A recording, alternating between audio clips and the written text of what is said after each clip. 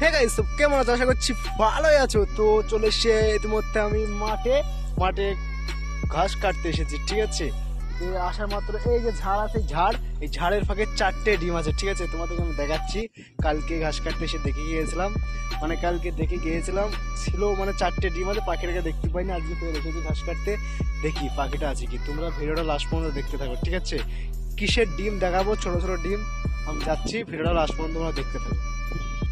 তো গাইস চলে এসে, বেশি কথা বলা যাবে না, ঠিক আছে। তোমরা ভিডিওটা লাস্ট পর্যন্ত দেখতে থাকো, ঠিক আছে।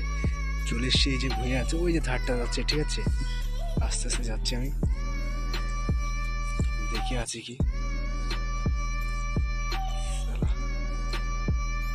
তো গাইস আমি দেখি দেখি দাঁড়া। গাইস সরি গাইস, ডিমগুলো আছে, পাখিটা মাত্র নাই, মানে বেরিয়ে চলে গেছি আমার আসার আগেই। এই যে ডিমগুলো, এখানে 4টে ডিম আছে, ঠিক আছে।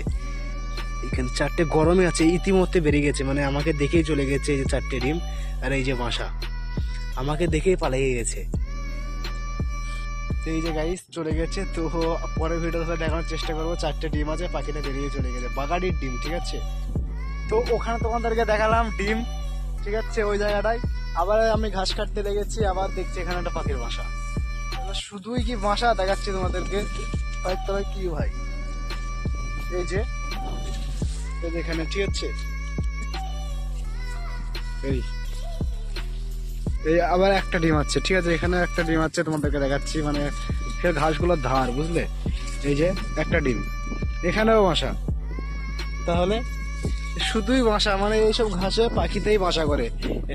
নিচেও পাখির বাসা, উপরেও পাখির বাসা।